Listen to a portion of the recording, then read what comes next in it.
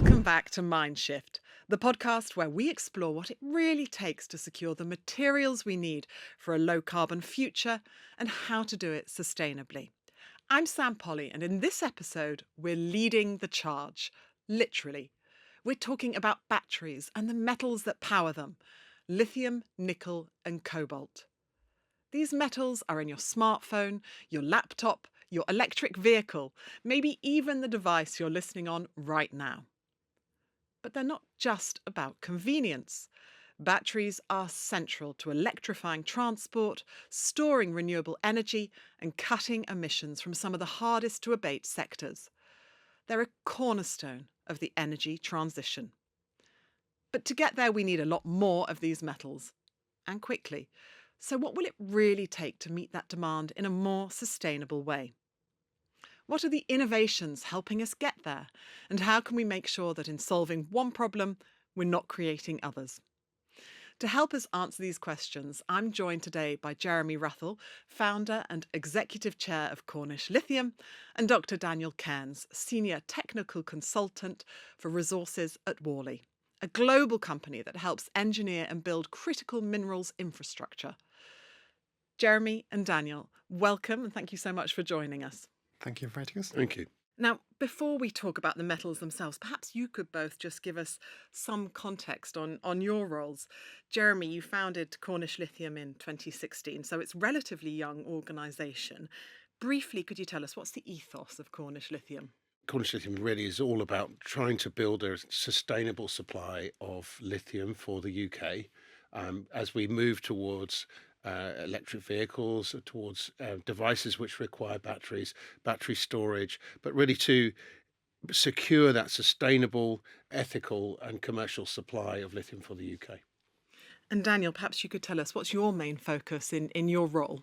So I work in Worley Consulting Group, and our focus is to look at the concept studies, the feasibility studies, the early stage engineering that's required to take something from an idea through the early stage phases through to commercialisation. And that's the thing that drives us every day to make sure that things are getting better and these new innovative ideas are coming through and being commercialised.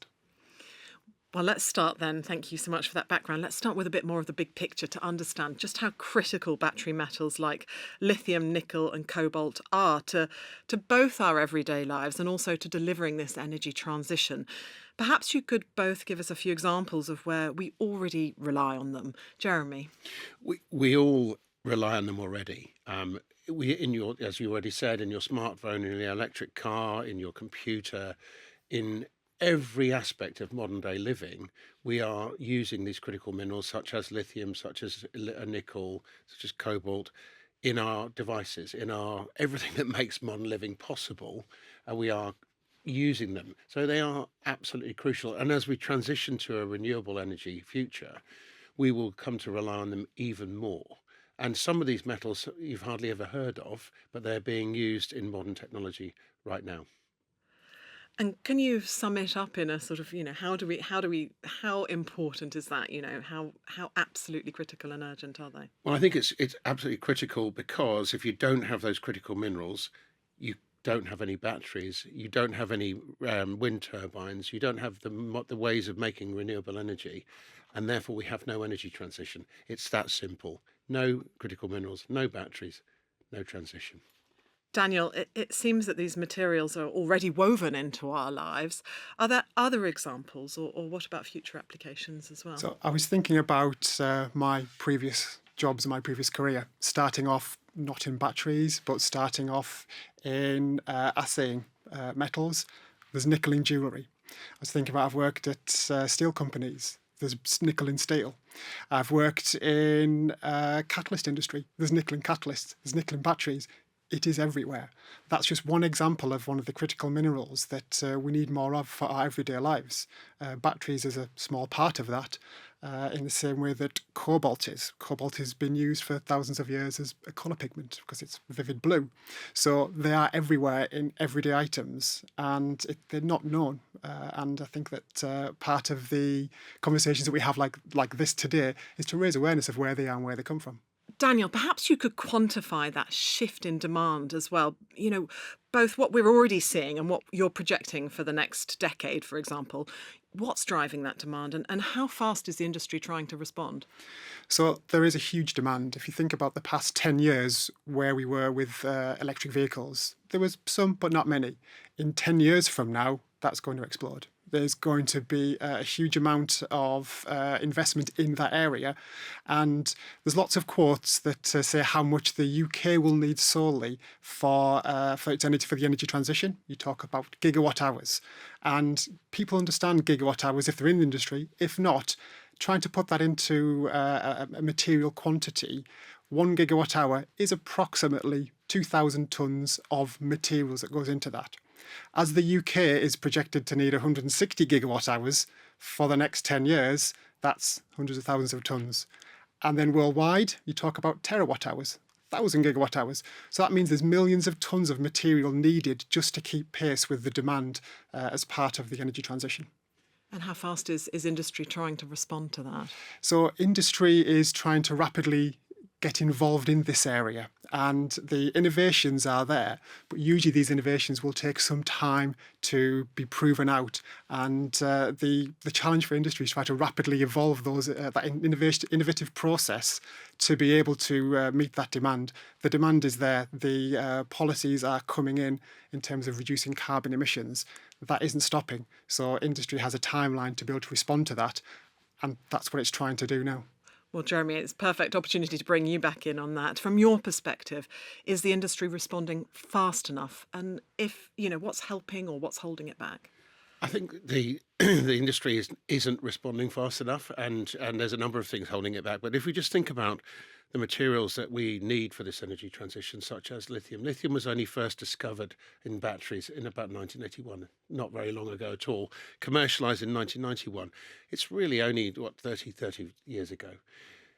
This has become front and centre of everyday devices, everything we use. And we are facing a paradigm shift in demand from, the industry that used to produce about 300,000 tonnes, it's very small, to 6 million tonnes in about 2035. A huge demand shift because it's going to go into battery electric vehicles, it's going to go into battery power storage, which is essential for renewable energy. The mining industry is responding, but it's responding relatively slowly. Although we are seeing companies like Rio Tinto have realised this massive opportunity that sits ahead of us and are buying into the lithium industry, are buying into other critical minerals to try and make sure they are front and centre of this transition.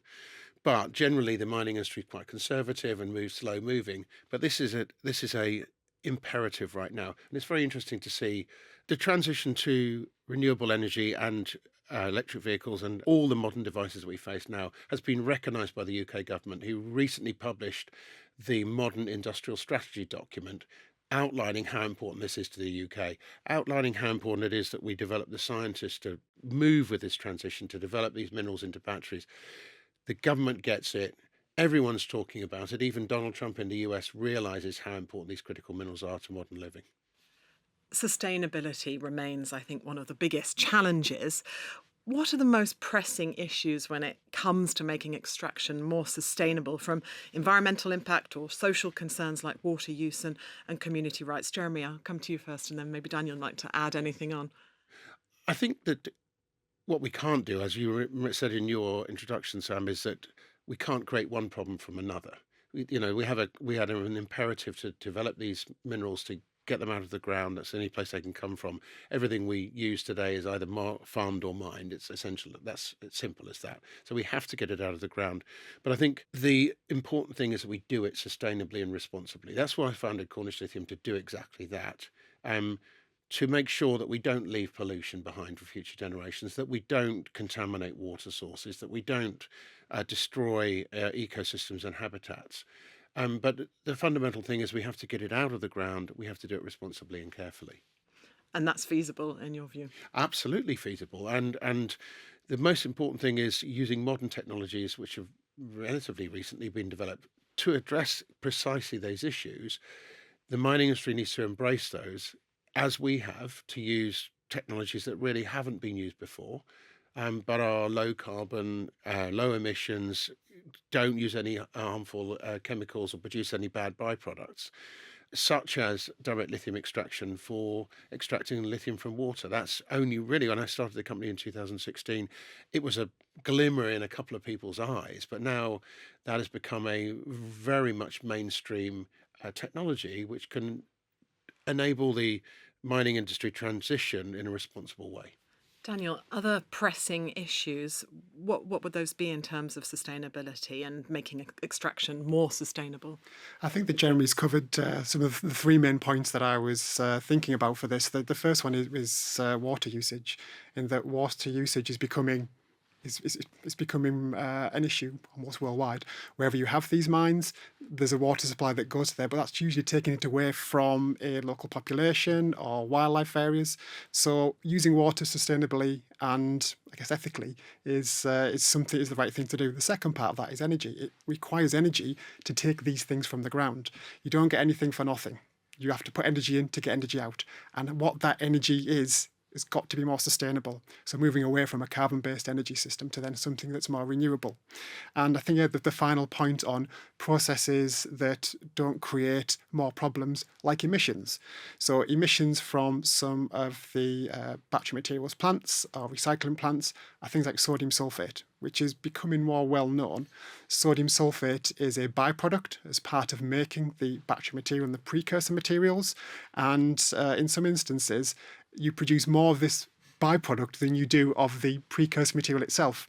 So you've got a material that is inert, low value, requires energy to change into something usable, and trying to design those emissions and those waste streams out of a process, I think, is key to making something more sustainable. Jeremy, you said a moment ago, the industry needs to embrace innovation. Is that happening? And how seriously is the mining and processing industry taking these challenges that we've just been talking about? Has sustainability become a central focus, or is it still something of a side conversation? I think it is a central focus. I think that every mining company now produces a sustainability report, including us. We're about to produce our fourth sustainability report to actually let people know what our impact on the environment is, our impact on local communities, on water supplies, on everything. So we want to report that. It's something we really do care about, and I think the mining industry is embracing that. The mining industry is relatively conservative, but there is very encouraging signs of change and embracing those new technologies that make this possible, such as Daniel just mentioned, sodium sulfate. Not producing sodium sulfate is a good way of not creating problems for the future. So there are technologies to do that, and we certainly are embracing that, and I think lots of mining companies are doing the same. Daniel, I can see you nodding. Do you also see that appetite for change? I do, yes. I was at a recent mining conference, and I think all the points that you've made are relevant. The mining industry is quite conservative. If you think the amount of time it takes to get a mine from idea through to commercialisation, it could be 10 to 20 years. We're talking about 10 years now when we need the material, so those timeframes don't meet. And at the recent conferences I've been to, there's lots of talk about process innovation, which you would expect, process optimization, using what you've got. But there's also things like electrifying the mining fleet, using renewable energy, and also using modelling and AI to help improve processes and improve how you extract minerals from the ore bodies as well. And I think that's a really good point. And I think that everyone told me you can't possibly have an electric mining truck. It's just going to be too big. Well, guess what? Somebody's just done exactly that. You've now got an electric battery operated truck, which is capable of doing it. That's the sort of thing we need to embrace, that we can then use renewable energy for moving material around in a battery. In fact, it's very, very efficient to use an electric battery in a truck. So I think it's really having that open mind to technological changes which are occurring with light speed around us, and in using them in the mining industry. Sounds like innovation is absolutely critical then. Absolutely, and it's very exciting. It's exciting for young people because this is a really dynamic, exciting place to work in the mining industry. Before, it may be a little bit of an old-fashioned industry. It's not anymore. You've got really, really exciting things going on. You've got high-tech chemistry going on. You've got a lot of really interesting engineering challenges. I know that's something you're really passionate about, Jeremy, inspiring the next generation. So why is that so important then? And can we communicate a bit better that to the younger generation, the breadth of opportunities then in mining for younger people?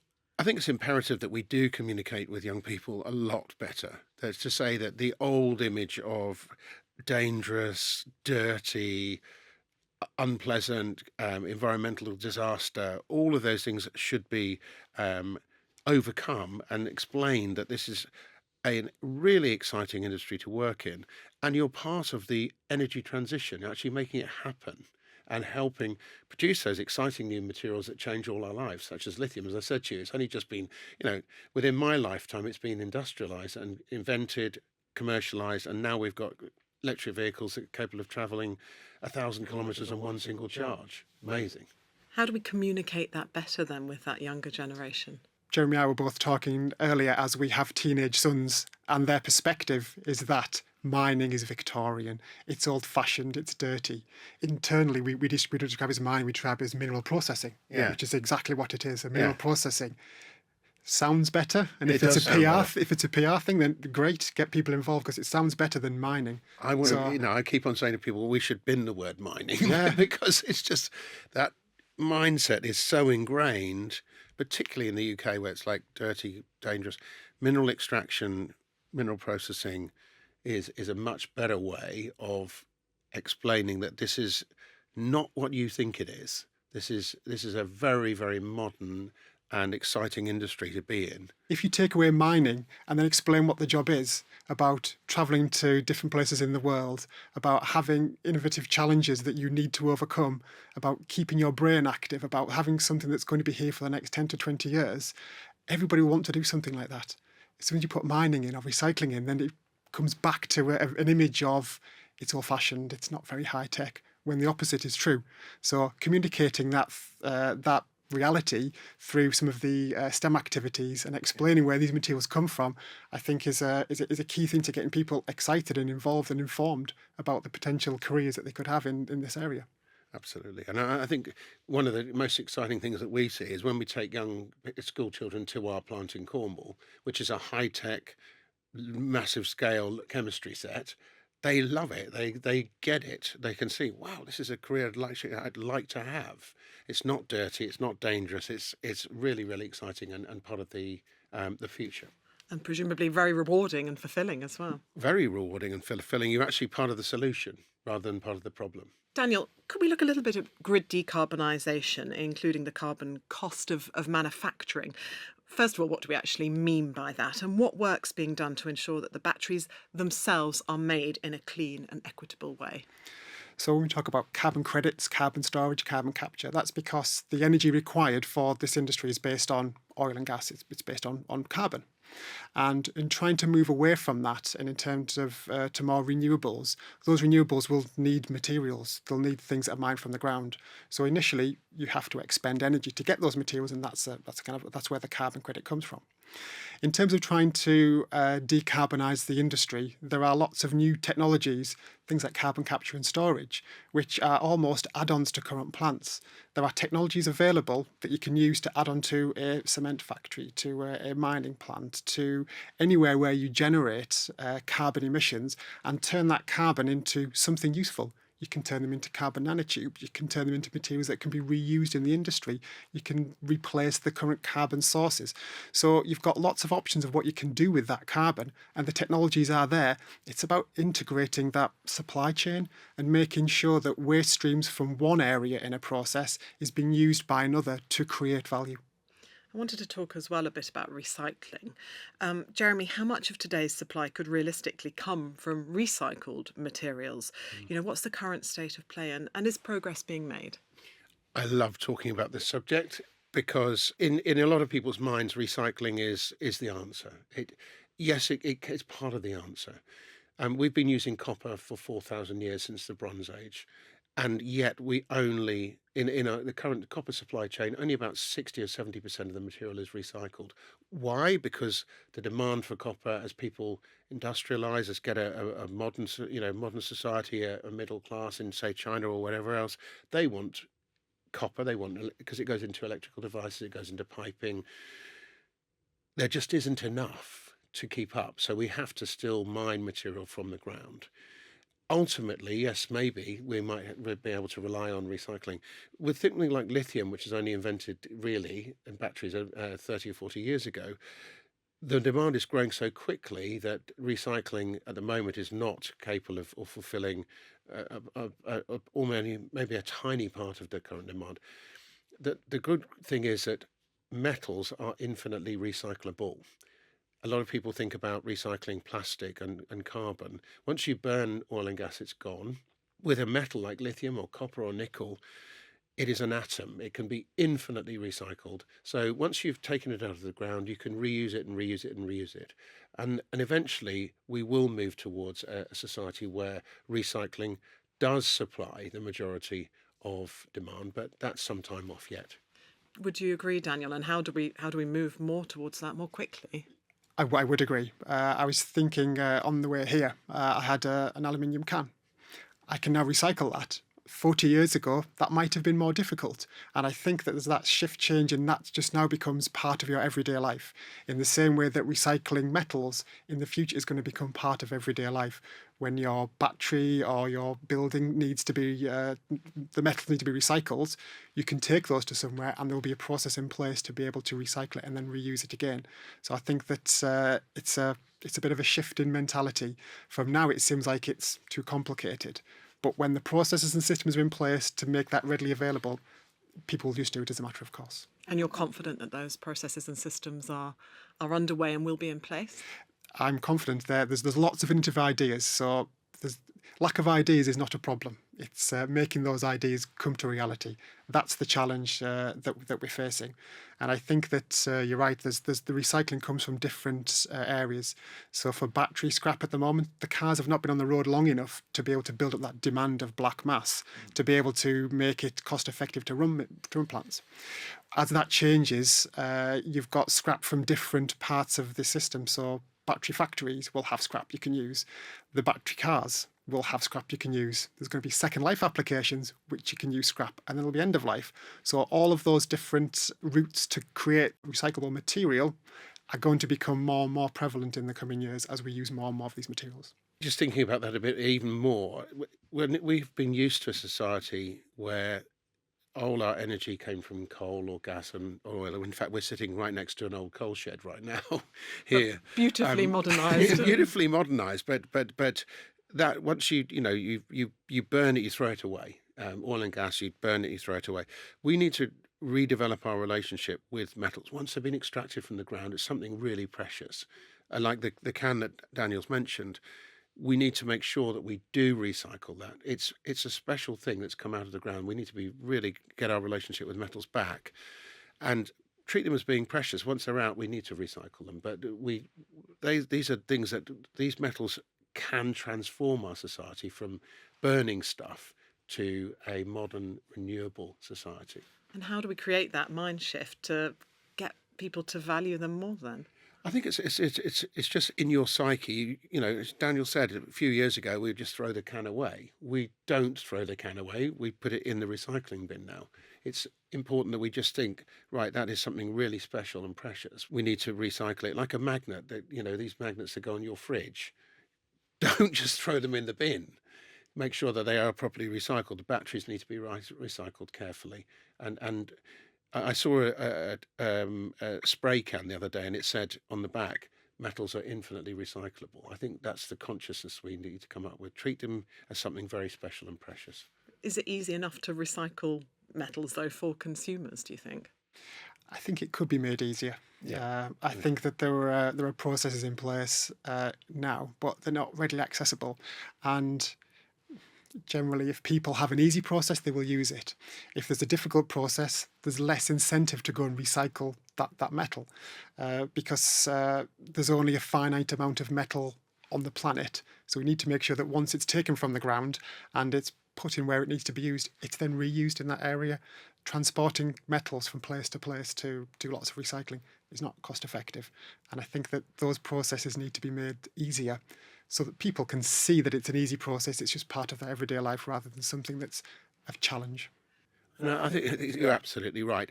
For example, a ludicrous situation we're in right now is that the UK produces a whole load of aluminium scrap, which gets exported somewhere else to be made into rolled sheet for making new cans. That's ridiculous. So we should really build those industries here in the UK or wherever it might be to make sure that we capture that value. When it comes to the general public or policymakers or other stakeholders as well, what do you think is still misunderstood or perhaps not even recognised about the role of mining and battery metals in the energy transition? Are there any myths that we could be busting today? Just have to think about that one a bit carefully. I think that government globally now gets it. I think there has been a paradigm shift over the last maybe even a year where people like Donald Trump are talking about critical minerals, talking about the fact that he treasures them, that they are vital to the industrial economy of, say, the US. We've just seen the UK government publish the industrial strategy. These metals are vital to our tomorrow, frankly. Without them, we can't transition to renewable energy. We can't drive electric cars. We can't have an iPhone. We can't have a PC. I think that mindset has changed partly because we've seen tragic situations like the Ukraine war, where suddenly we were relying on things being fine and supply chains being fine, and suddenly we can't. We can't anymore. We really need to think about where these things come from. But I genuinely do think that's happened in the last year or so. Yep, I agree. I think that critical minerals, critical metals are now becoming part of government conversation. There's the UK government policy on critical minerals. There is an EU policy on critical minerals. There'll be one in America. They are worldwide. And countries, want to be able to have security of supply because when those supply chains get interrupted, that causes lots of problems locally. And to try and solve that, you want those robust supply chains in place. And you need the materials to be able to make sure that supply chain works. That's particularly policymakers. Do you think that's the same that would apply to people if we went outside today and started asking them? I don't think it's entered into everyone's consciousness, but if you ask people where the metals inside their iPhone came from, they probably wouldn't have a clue. But some people are beginning to realise because of the US, because of the UK, highlighting that these are very important for the energy transition. I think that is coming. And in terms of myth busting, I think there really does need to be a realization that mining is part of the solution. That's where these metals come from. They come from the earth around us, beneath our feet. And I don't think the consciousness of an everyday person is not, we know more about outer space than we do what's underneath our feet, bizarrely. But the metals that we need for this energy transition, for these batteries, for electric cars, will come from beneath our feet. And that's probably the biggest myth, that they just come out of thin air. They don't. They have to be extracted, and they have to be extracted carefully. We've talked, Daniel, about the importance of innovation. Looking ahead to the future, what do you see coming next in terms of battery technologies using these metals? Or are we on the cusp of something new, perhaps? And what impact could these shifts have on sustainability and metal demand? What's getting you most excited? So I think at the moment you've got two main types of batteries. You've got lithium-ion batteries, which has got an iron-based system, or you've got nickel, manganese, cobalt-based systems, which are the critical minerals we've been talking about today. Those will still be prevalent, but I think you're getting a lot more battery technology, battery chemistries that are coming in, and they're going to have more niche applications. You have things like sodium-ion batteries, which will have a place. There will be solid-state batteries, which will have a place. So when we talk about EV batteries and batteries in general for storage systems, there is going to be no one chemistry that meets every demand. There's going to be a mix of materials, that's a mix of processes, and then a mix of recycling streams. So because there's not one constant recycling stream, it's going to be varied. That's going to be a challenge for the recycling industry to keep up with that demand and those innovations. And that's what makes it so exciting. Because I went to the Henry Royce Institute at Cambridge relatively recently and gave a talk there. And all these young scientists are talking about new different types of battery technology and how they can innovate.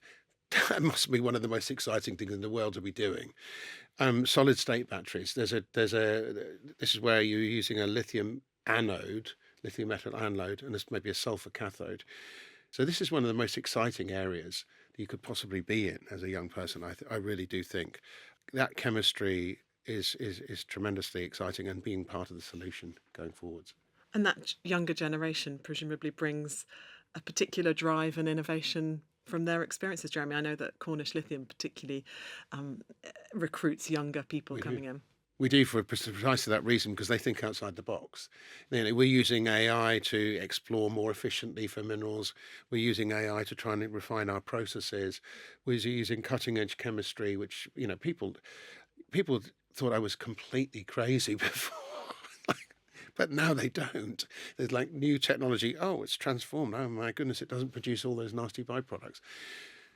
That's what we want to see. We want people who think outside the box. That's why we hire a lot of young people. As we come to close our conversation, maybe finally, I'd love to ask you both, what do you think it's going to take to get this right? You know, how excited are you for what's ahead, and what could the impact be if we do get this right? Daniel? Sure. So I think that we can work with companies who have already set up systems and recycling systems, battery systems, mining systems in place, so we can learn and collaborate more to be able to set up something that is going to be good for now. And then each country, each region will start to develop their own systems in place. So I think that's one thing that we can certainly do to improve where we are. I think that in terms of finances, I think that there was a huge demand 10 years ago when finances got involved, and there's been several companies that have folded or no longer operating. So they've had their fingers burnt a little bit. But because the industry is changing so much, the appetite for risk is there from the innovation side of it. And so putting together the kind of the finance and the policy making with that will help shift and turbo boost that industry forward at the pace we need. The industry is changing rapidly. We can either get involved or we can sit back and watch it happen. Personally, I'd like to get involved and shape it. And you're confident that will happen? I'm confident that will happen. I think there is an imperative. There's a big enough drive now from governments and from general awareness of the population about the impact of not doing it that we do need to do something. So there's that drive there to make it happen. Jeremy, likewise, you know, what will it take to get this right, and how excited are you for what's ahead and the impact that this could have on our world? I'm hugely excited about the opportunity here, because we have to move to renewable energy. There is no choice. We've got to stop burning stuff. It's irresponsible. It's causing our planet to heat up. And just while we're on that topic, we're not trying to save the planet here. The planet will be absolutely fine. We just won't be on it. That's simple. We're trying to save humanity, not the planet. This is a massive opportunity for everyone to get involved in not just a lifetime, in a ever transition from burning things, which we've done for thousands and thousands of years, to actually using metals, the reaction between metals, to power our entire lives. And for me, that is an opportunity I love being involved with, and I can encourage people that this is one of the most exciting things you could do.